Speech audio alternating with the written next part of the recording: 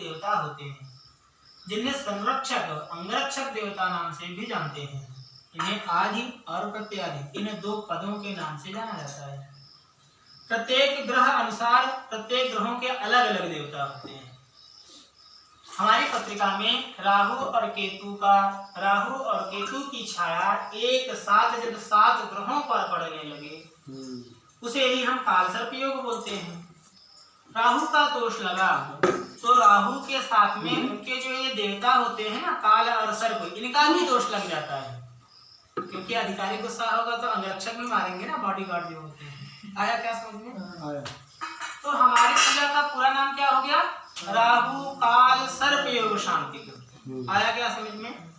इसमें हमारे प्रधान कौन है? इसमें राहु, उनके आदि काल पुरुष और प्रत्यादि सर्प होते हैं। आया क्या समझ में? हमारे शरीर में सिर के भाग जहां हमारी बुद्धि होती है वहां राहु का प्रभाव पड़ता है, क्योंकि सिर के भाग को राहु कहा गया ना, और धड़ के भाग को केतु। बिल्कुल जब हमारे पत्रिका में ऐसा दोष हो तो बिल्कुल निश्चित समय पर जब हमें लाभ होने वाला होता है, हमें समझ में नहीं आता, परंतु यहाँ हमारे बुद्धि को भ्रमित कर दिया करते हैं। सही रास्ते में भी जा रहे हैं तो यहाँ भ्रमित कर हमें गलत रास्ते की ओर ले जाते हैं। कोई छोटी छोटी चूक करा देते हैं जिससे कि बना बनाया सभी कार्य बिगड़ जाया करता है। आया क्या समझ में? इसलिए हम यहाँ राहु का पूजा करेंगे। राहु के आदि कौन होते हैं? आगे पार्टी पास करते रहिए। राहु के आदि कौन होते हैं? अभी तो बताया था ना आपको, काल पुरुष, काल सर्प नहीं, काल केवल काल। राहु के आदि कौन होते हैं? काल यानी समय चक्र ना, काल चक्र। तो जब राहु का दोष हो तो काल का भी दोष होता है, यानी समय का दोष होता है। तो समय क्या होता है? विपरीत रहा करता है। कोई भी कार्य समय पर होता नहीं, सभी कार्यों में समय लगता रहता है। सभी कार्य समय पर संपन्न हो, इसलिए हमें भगवान काल का भी पूजा करना है। सर्प, राहु के प्रत्यादि कौन होते हैं? जो कि पितर कारक माने जाते हैं, पितरों के कारक माने जाते हैं। तो पितर के द्वारा हमें क्या प्राप्त होता है? संतति और वृद्धि। संतति यानी जो हम कमाए वो टिका रहे, आय के स्रोत बढ़े। वृद्धि यानी कुल वृद्धि आदि, घर में विवाह आदि होते हैं, मंगल कार्य होते हैं और संतान आदि की भी प्राप्ति हो। यह सब हमें हमारे घर के बड़ों के आशीर्वाद से प्राप्त होता है ना, माता पिता या गुजर गए पितर, कुल देवी, कुल देवता आदि से। इसीलिए सर्प का पूजा करेंगे। आया क्या समझ में? तो पूजन का क्या नाम हो गया? राहु काल सर्प शांति। अब कौन से सर्प की पूजा करना है? क्योंकि राहु तो एक है, काल भगवान भी एक है, परंतु नागों के 9 कुल है ना। कितने कुल हैं? 9 कुल है, ऐसे कहेंगे। और हमें कौन से कुल का दोष लगा है पता नहीं, इसलिए चांदी के नवनाग भी रखे गए हैं वही कहीं प्लेट में। नवनागिनी 9 कुल, अनंत, वासुकी, शेष, पद्मनाभ, कंबल, शंखपाल, धृतराष्ट्र, तक्षक और कालिया, ऐसे नवनाग। कितनी मूर्ति के बारे में मैंने आपको बताया? 9। और उसके पहले 3, 9 3 12। ऐसे 12 प्रकार के ही कालसर्प योग बताए जाते हैं। हमें इन्हीं 12 प्रकार में से कोई एक कालसर्प का दोष होता है, पता नहीं होता है, इसलिए हम ऐसे 12 देवताओं का एक साथ ही पूजा कर लेते हैं, ताकि जिन देवताओं का दोष लगा है वह दूर हो और अन्य देवताओं के पूजा से भी हमें उसका लाभ हो, क्योंकि ये सभी एक परिवार ही हैं, इसलिए सभी की पूजा किया करते हैं। आया क्या समझ में? अब चलिए उठाइए मूर्तियों को। पहला प्लेट है नारियल के बगल में, उसे उठाइए। नारियल के बगल पहला प्लेट है, उसे उठा लीजिए। खूब आराम आराम से करेंगे, हाथ ना पहुंचे तो और आगे आ जाएंगे। उसी एक प्लेट में चांदी की 2 मूर्तियां, एक नाग रखे गए हैं। चांदी की जो 2 मूर्तियां हैं उनमें एक मूर्ति पर राहु लिखा हुआ है, आधा कटा हुआ सर और रथ बनाया हुआ है। वह मूर्ति को उस छोटे प्लेट से उठाकर खाली किए गए प्लेट के मध्य रखो, बीच में रखो।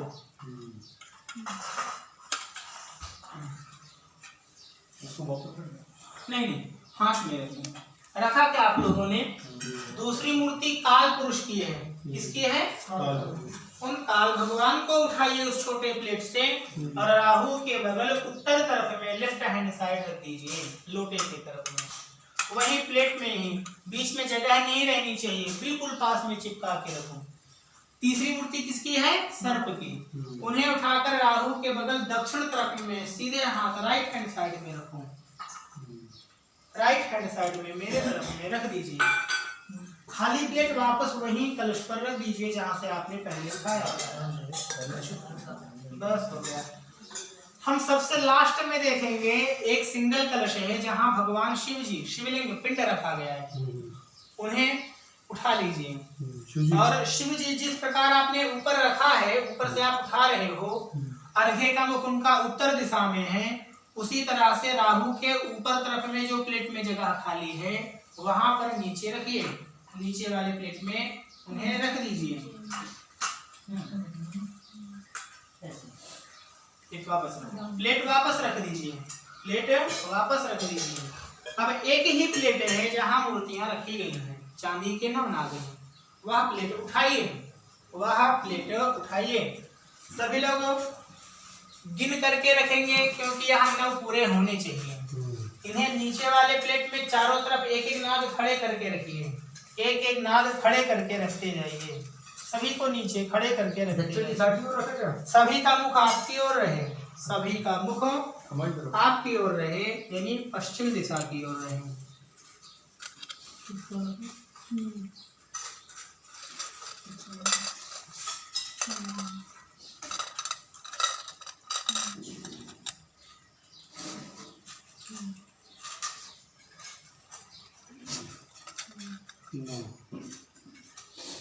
ठीक है, देखिए बराबर है, ठीक है। 9 है ना पूरे?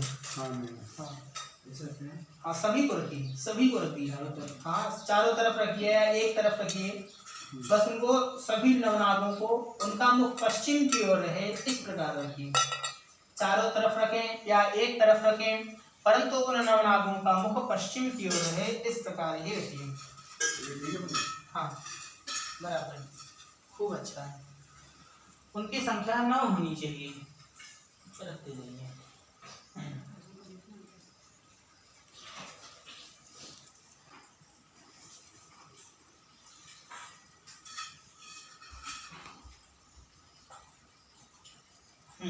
खाली प्लेट वापस ऊपर रख देंगे, रख दिया हमने। अब प्लेट में हमारी कितनी मूर्तियां हो गई? 9 और 10 और 3 13 मूर्ति हो गई। कितनी मूर्तियां हो गई? 13। सीधे हाथ में पानी लीजिए, राइट हैंड में पानी लीजिए। अति पूर्व उच्चारित ग्रहण करो, विशेषण विशिष्टायाम आप हाथ को हाथ लगाया करें। जब ये पानी लें तो आप हाथ को हाथ लगाया करें। अति पूर्व उच्चारित ग्रहण करो, विशेषण विशिष्टायाम पुण्यायाम शुभपुण्यकृतस्य आसान मूर्तिनाम निर्माण विधौ अग्नि प्रतपण ताड़न अवघाताय दोष परिहारार्थम अग्नि उत्तरण पूर्वक प्राण प्रतिष्ठापनम करिष्ये।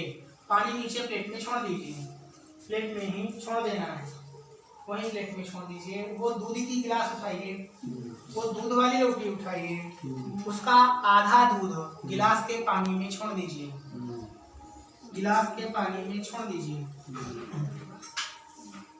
ये जो दूध मिलाया हुआ पानी है गिलास में, एक एक चमची सभी मूर्ति पर छोड़िए। कहाँ छोड़ेंगे मैं बता रहा हूँ। सबसे पहले राहु पर छोड़िए। सबसे पहले कहाँ पर छोड़ेंगे?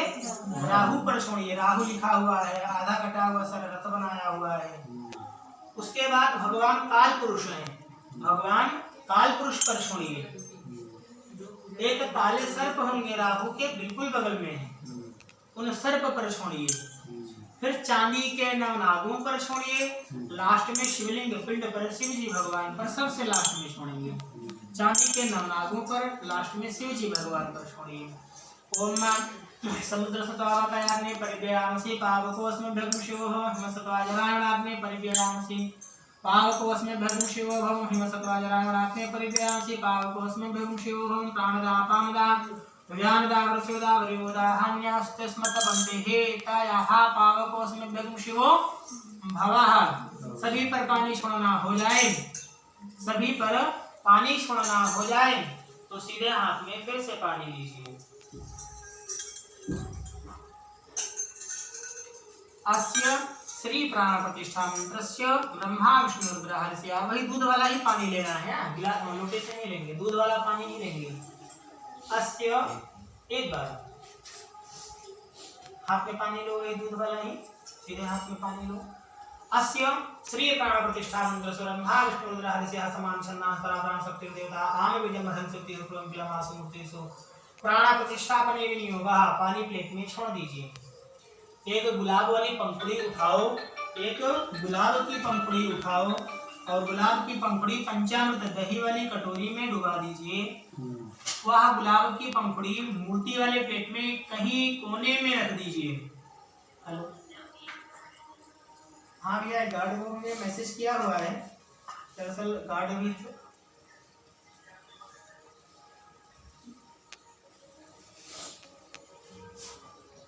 अच्छा, एक बार उनसे उनको आप बोल दीजिए, रुकिए, मैं जो बगल में वो पिंटू शुक्ला थे ना, उनको भेज देता हूँ।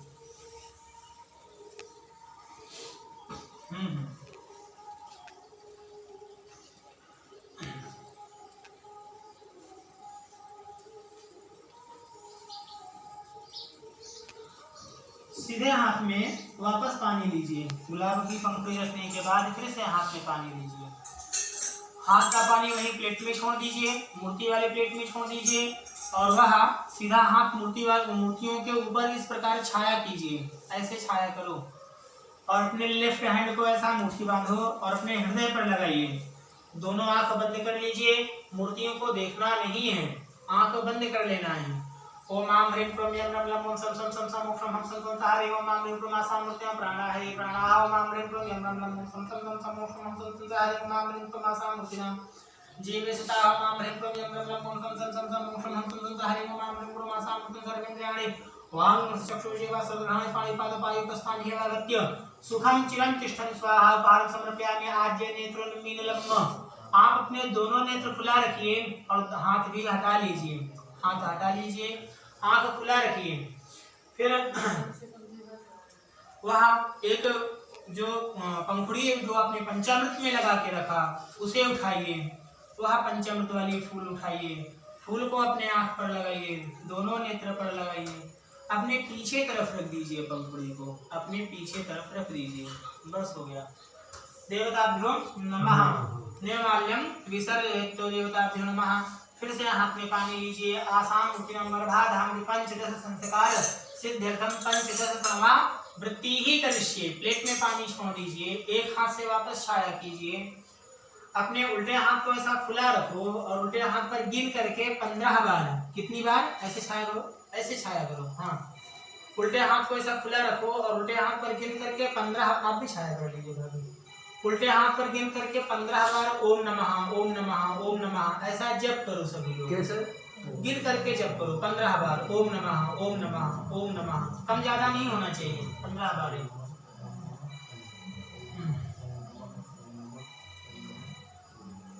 जब हो जाए तो हाथ में पानी लीजिए, जब हो जाए तो हाथ, हाँ सीधे हाथ में ही हाथ हटा लीजिए और हाथ में पानी लीजिए राइट हैंड में। आसान उत्तीर्णं गर्भाधान पंचदश संस्कार सिद्ध्यर्थम पंचदश प्रणवावृत्ति ही संपद्यन्ताम्। प्लेट में पानी छोड़ दीजिए, हाथ जो गीला है उसे भी सूखा कर लीजिए, थोड़ा सा हाथ में चावल लीजिए और जितनी मूर्तियां हैं सभी पर ऊपर से चावल बिखेर दीजिए, सभी पर। इक्वे प्रतिष्ठानं विष्णु यत्र सर्वे देवाः सुप्रतिष्ठिताः वर्गाः भवतु। चावल छोड़ देने के बाद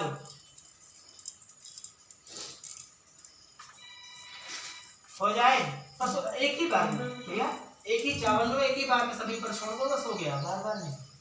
फिर से चावल लेंगे हाथ में, वापस चावल लेंगे। मूर्तियां समझ में आई हैं क्या? अच्छे से, खूब अच्छे से ना। कौन कौन है? राहु है, काल है, सर्प है, नवनाग है, भगवान शिव जी हैं। हाथ में चावल लीजिए और नीचे उपस्थित सभी देवताओं की ओर देखिए, सभी मूर्तियों की ओर देखिए, सभी का आवाहन करो। ओम पयान चित्रा भूत सदा सखा कलश शिष्टा प्रतम कारकिरे से समद्भाक्षत्या उन्नयामि समाको अधिवेगमत समोखदे विरोखदे नमोस्तु सर्वेभ्यो जयगे च पृथ्वी मोजे अंतरिक्षे जय दिव्येभ्यां तम वासुकी शेषम पद्मनाभं च कम्बलं संगपालं धृतराष्ट्रं तक्षकं कालियं तथा। हाथ का चावल ऊपर से ही वापस बिखेर दीजिए सभी मूर्तियों पर। राहु काल सर्प अनंतादि नवनागेश देवताभ्यो नमः आवाहयामि ध्यायामि। आवाहनार्थे अक्षतां समर्पयामि, पाद्यं समर्पयामि। चमची में 1 चमची दूध लीजिए, चमची में 1 चमची दूध निकालिए गिलास से। चमची को प्लेट में चारों तरफ गोल घुमाइए एक बार गोल घुमाकर वह चमची का दूध भगवान शिव जी पर छोड़ दीजिए। एक ही बार गोल घुमाना है, शिव जी पर छोड़ देना है। हाथ चमची में वही दूध वाला पानी लीजिए जो गिलास में है। चमची के पानी में थोड़ा सा कुमकुम छोड़िए सभी लोग, थोड़ा सा कुमकुम छोड़िए।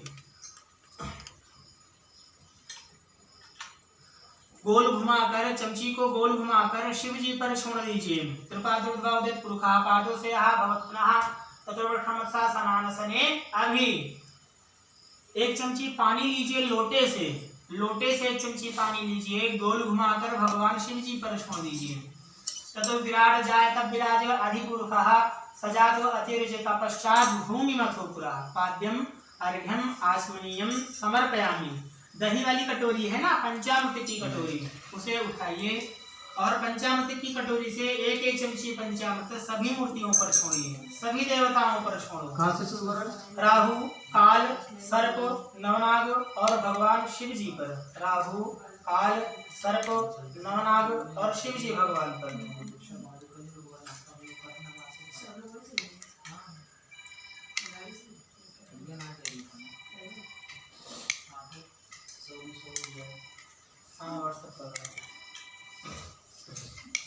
ओम अरुक्षमेषु नृताचमे परश्चमे रसश्चमे घृतंचमे मधुचमे सभधिष्यमे सपीतिष्यमे ग्रथिष्यमे वृष्टिष्यमे जयत्रंचमे अवधिंचमे जन्नेन कल्पन्ताम् मिलितपयाधि पंचामृत स्नानं समर्पयामि। पंचामृत स्नानांतरेण 1 चमची पानी छोड़िए सभी मूर्तियों पर, 1 चमची पानी छोड़िए सभी मूर्तियों पर, सभी देवताओं पर। हाँ, दूध वाला ही गिलास का पानी सभी मूर्तियों पर छोड़िए। 1 चमची पानी सभी मूर्तियों पर छोड़िए। आराम से करिए, कोई जल्दी नहीं है। सभी मूर्तियों पर 1 चमची पानी छोड़िए। अथ पयादि पंचामृत स्नानांतरेण शुद्धोदक शुद्धाचमनीयं समर्पयामि। तदुपरि सभी मूर्तियों पर पानी छोड़ना हो जाए, सभी मूर्तियों पर पानी छोड़ना हो जाए तो 1 गुलाब की पंखुड़ी लीजिए, 1 गुलाब की पंखुड़ी लीजिए। गुलाब की पंखुड़ी को गीले गंध चंदन में डुबाइए, थोड़ा सा चावल में डुबाइए, गीले अष्टगंध चंदन में डुबाइए, थोड़ा सा चावल में डुबाइए। शिवलिंग पिंड के पास पंखुड़ी रख दीजिए और सीधे हाथ में पानी लीजिए, सीधे हाथ में वही दूध मिला हुआ पानी लीजिए। शिव जी के पास रखो, शिवलिंग के पास रखो, यहाँ नीचे। हाँ, लगाओ चंदन में, चावल में लगाओ, शिव जी के पास रखो, शिवलिंग के पास रखो। सीधे हाथ में पानी लो, सीधे हाथ में पानी लो। प्रतिष्ठानां सर्वे देवाः सुप्रतिष्ठिताः वरदाः भवन्तु, वरदाः भवन्तु। हाथ का पानी वही प्लेट में छोड़ दीजिए। प्लेट का पानी अपने आंखों पर लगाइए, प्लेट का पानी अपने दोनों नेत्र पर लगाइए।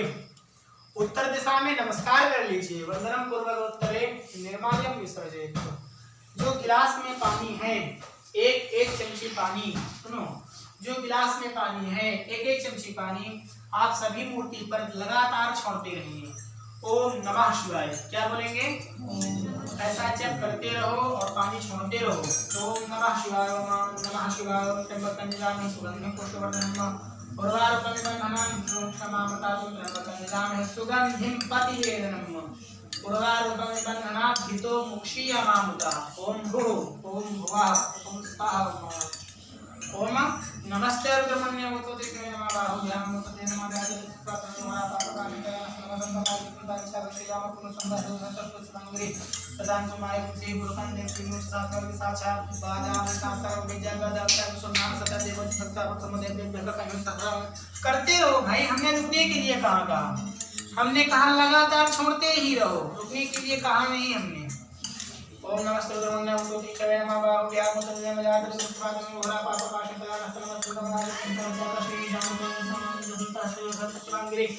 तदान गुरु माहि तुलसी पुरुषं जगत सिंह मुच साथ के साक्षात भगवान शाम सर्व जगत दर्शन सुना सत्य वच्च दैरक्ता पटमोदय व्यवह अनुर सरमांग बहन सदाशिव धानु धराची ही परासो असजस्ताम्र अर्णोगत बभो सुमंगला जय चय नग्मुद्रा भितो दक्षिण सह सहज सोमे खाव हेडे में असोज वसरपति नीलगिरि को बिलोता उतने गोपा आदि समुद्र समुदाहर आसा दृष्टम जाते नमस्तु नीलगिरिवाय सहस्राक्षान विद्या पूजा अससंपान हंते भगवान नमः प्रमुचधन अवरसरात नाम जास्य हस्त इकवा हटा भगवान विद्यन नपर दिन सलिवान अपने संनिधि का आदि क्रिया विधि समहते बहुत मुतास्मन तस्तो मायकना परिधि परिधन हे रत्ना विस्ता विक दस्त पास मुने हे आदो दस्तो भाषा कर सोच जाना पति मनः सुना भवस्ता आयधाया नाथ का अनुभाव ध्यान से बाहर ध्यान कर धन्य मानो महाश्री मानो अवतम मानो संपूर्ण मानो मानो हे परम मात्र मानो व्यास्तनो रुद्र रेखा नस्ते के पिने माना आयुष्मान रूप से रेखा मान गिरा इंद्र भान के लिए हरित मंत्र सदा मिटवा हवा तुम्हें